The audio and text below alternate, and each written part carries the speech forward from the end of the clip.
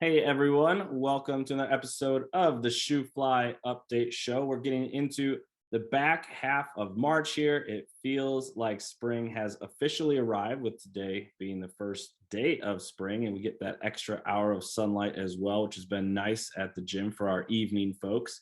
We've got a great week coming up with not only programming as we're kicking off essentially a new cycle, but some also exciting news around quarterfinals, which is the next stage after the CrossFit Open. We also have the winners from the Shoe Fly Open to announce. So a lot of good things coming on the show today. So we're going to kick it off with Street telling us about what you can expect from programming and the workouts for this week. Yeah, so switching gears a little bit, guys. I think everybody will be pretty excited about this, but we're starting a fresh cycle. It's going to be 8 weeks and it's going to take us right up to Murph.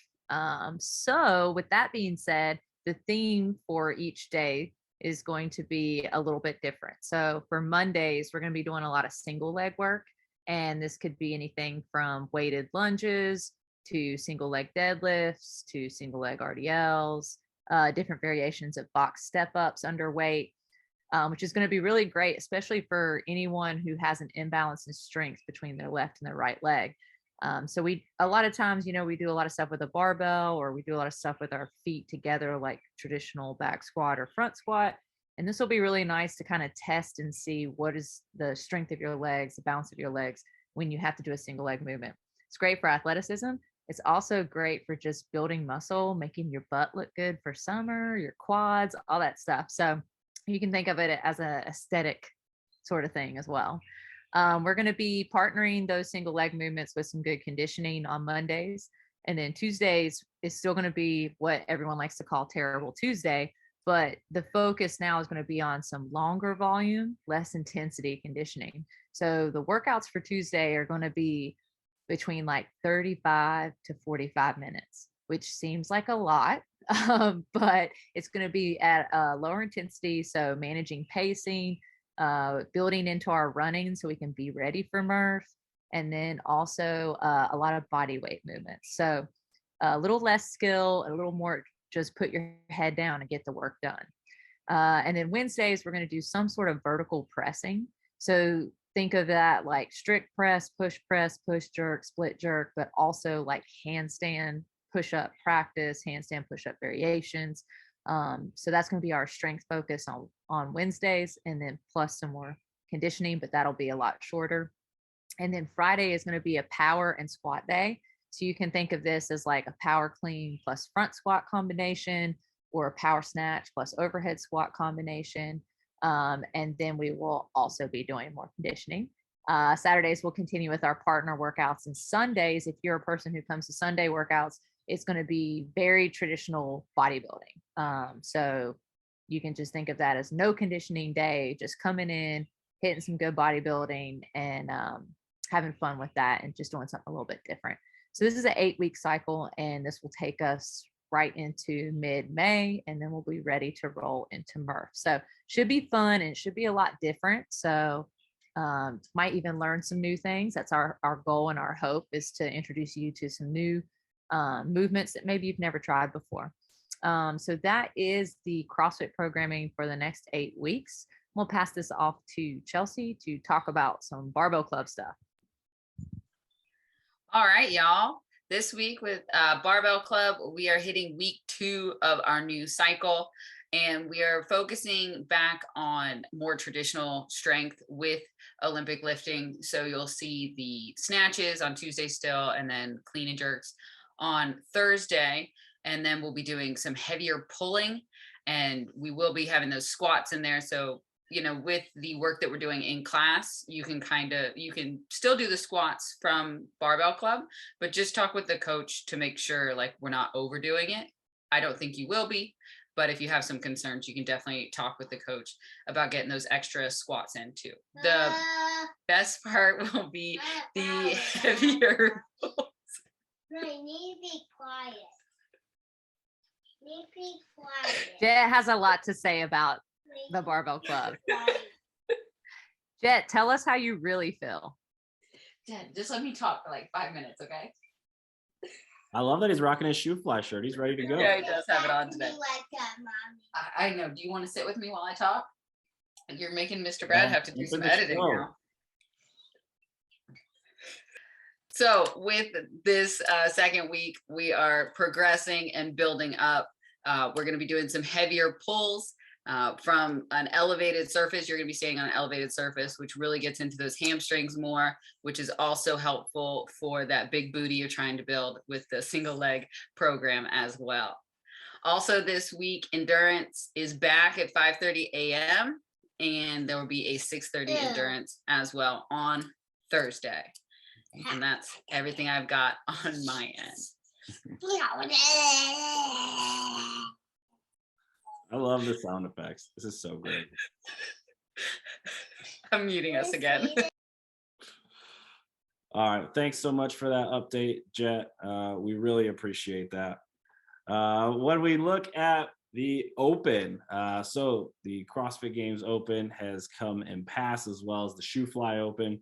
We told you last week we were putting all those scores together. We had some folks who were able to redo that final workout or get it in before Monday. So over the last week, we've been tabulating all the scores, and we have our overall winner, which I don't think it's any surprise if you've been following along each week to see what house won, and Chelsea's getting us started with it. But Rowan Claw is taking home the team championship. So while Street and I maybe we're feeling a little bit bitter and said that some nefarious things were going on with the houses, they won fair and square. I think they beat everybody by almost 100 points. So they did a really good job contributing and participating. So great job to Rowan Claw. You all have earned a well-deserved victory in the houses. And then we've also got some great individual performances. So for this year, we went with the two divisions. We had what we called the Open division, which is that 18 to 34-year-old division. And then we had the Masters division, which would be that 35 plus. So we have a male and female winner from the Open division, male and female winner from the Masters division. So a lot of things went into this. So not just the performance, but also participating with dressing up, judging for your friends, cleaning up, and helping to make sure things were running smoothly. We also had some Spirit of the Week award winners in there. So a lot of points to get added up. And our winners on the Open side for the men, Jacob Jacobs taking home the championship. I actually think this is a back-to-back championship for him. He won the Open last year, which is very impressive to repeat as the title winner. On the female side, Shaylin taking home the win for the women in the Open division. Awesome work, Shaylin, with her performances, as well as helping out to clean up, judge, and make sure that all of her friends were taken care of. And then in the Masters division on the men's side, John Harper taking home the Masters championship for that division. Awesome performances, as well as making sure he was able to judge and help out anybody who needed it across the Open. And then on the female side, we've got Brittany Smith taking home the Masters Championship on the women's side. So great job, Brittany, not only completing those workouts, but also participating in the dress-up days with some phenomenal costumes and helping out all of your friends. So great work to everybody over the course of this entire Shoe Fly Open as a gym and as individuals. Really exciting.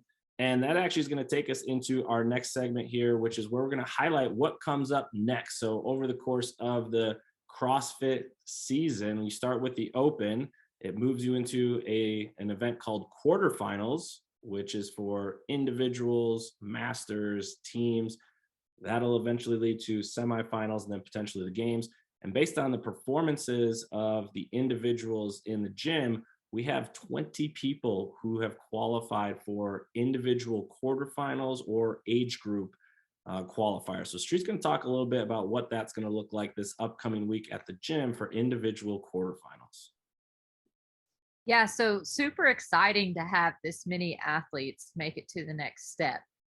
So basically what you're going to see is from now until almost the end of April, there'll be some sort of event going on, whether it's the individual quarterfinals, the team quarterfinals, age group. So anybody in those masters categories, the occupational games. So all of this is kind of lumped into the next step. And many of our athletes qualify for multiple different divisions. So we have some athletes that have made it into individual quarterfinals, but are also in the occupational games because of military, fire, police, doctors, nurses, students. And then we have the age group qualifiers. So they're all kind of at different times. And the first one coming up is the individual qualifiers, or the individual quarterfinals. Those begin this Thursday. It is a very exciting time because the way that they do this is super competitive. They're going to release all the workouts, but the first 2 workouts will be due literally the next day. So Thursday, they're going to release all the workouts, and they're going to tell you 2 workouts are due on Friday at 3 p.m. And then the next 2 workouts are due on Saturday at 3 p.m. And then the next 2 workouts are due on Sunday at 3 p.m. So what this does is it forces the athletes to have to do the workouts in a particular order, and it really limits their ability to redo a workout.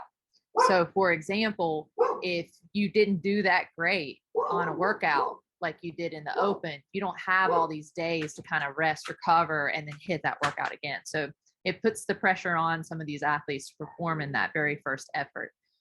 So this week, what you're going to see this weekend is a lot of these athletes setting up and hitting these workouts. They have to be videoed, and everything has to be very particular about how the video is recorded. My dogs have literally not barked this entire time, but because now I'm talking, they're going to go outside and bark. So, but what we're going to experience this weekend is a lot of people trying to get through these workouts. So open gym, like on Friday, is going to be pretty packed with just athletes trying to get through these workouts. And then Saturday after classes, you're going to see a bunch of athletes trying to get through those as well. And then Sunday during open gym. So if you're someone who comes into open gym, just keep that in mind, that there's going to be a lot of people in there, and you're probably going to have to do some of your workout maybe outside or off to the side just because of the camera views and that sort of thing. So if you see a camera set up in the gym, it's pretty important. So try not to walk in front of it or stand in front of it. Just be aware of the surroundings and what's going on, and cheer these athletes on, because these workouts are going to get really difficult, and they're really going to have to give it their best. Because like I said, there's no really good option to redo these workouts.